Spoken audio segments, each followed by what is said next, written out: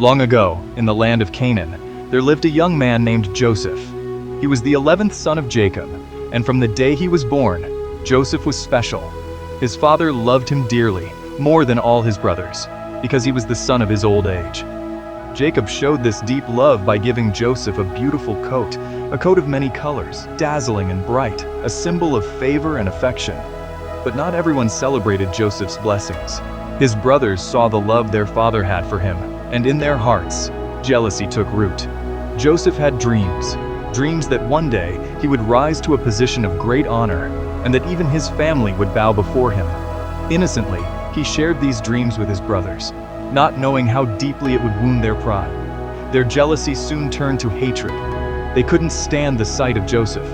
And so, one day, when Joseph came to find them in the fields, they plotted against him. "Here comes that dreamer," they sneered. They ripped the coat of many colors from his body and threw him into a pit, cold, empty, and deep. Their hearts were so hardened that they sat down to eat while Joseph cried out from the darkness. Soon a caravan of traders came passing by, heading to Egypt. The brothers saw an opportunity. They sold Joseph for 20 pieces of silver. A brother traded for the price of a slave. They smeared his coat with goat's blood and returned it to their father, leading Jacob to believe that Joseph had been devoured by a wild animal. Meanwhile, Joseph was carried away to a strange land, a place where he knew no one, where he was just another slave among thousands. In Egypt, he was sold to Potiphar, an officer of Pharaoh. And even in slavery, Joseph remained faithful to God. He worked diligently, and God's favor rested upon him. But even when you do right, the world can be cruel. Potiphar's wife, filled with lies and false accusations, had Joseph thrown into prison. Once again, Joseph was stripped of his freedom.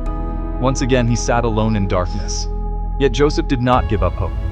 He knew God was still with him. In that prison, Joseph's gift for interpreting dreams became known. He accurately interpreted the dreams of Pharaoh's cupbearer and baker. He asked only one thing: "Remember me when you are free." But days turned into months, and months into years, forgotten, alone. Still, Joseph trusted God. One night, Pharaoh himself was troubled by dreams no wise man or magician could interpret. It was then the cupbearer remembered Joseph, the man who could unlock mysteries.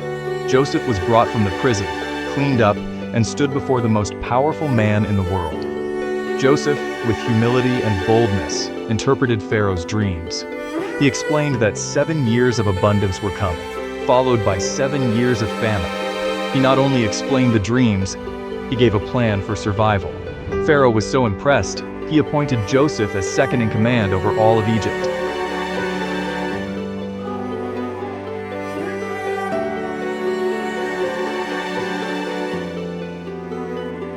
From the pit to the palace, Joseph's faithfulness brought him to a place of honor. And then, one day, the famine reached Canaan. Jacob sent his sons to Egypt to buy food. The very brothers who had betrayed Joseph now stood before him, not recognizing the brother they had once sold into slavery. Joseph tested them, wanting to see if their hearts had changed. And when he saw their remorse, when he heard them speak of guilt and sorrow over what they had done, Joseph could no longer contain himself. He sent everyone away except his brothers, and with tears streaming down his face, he cried out, "I am Joseph, your brother." They were terrified. But Joseph did not seek revenge. Instead, he said the words that echo through time: "You meant evil against me, but God meant it for good, to bring about the saving of many lives."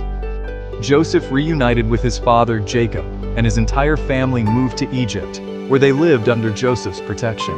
What was broken was restored. What was meant for harm became a story of redemption, healing, and grace.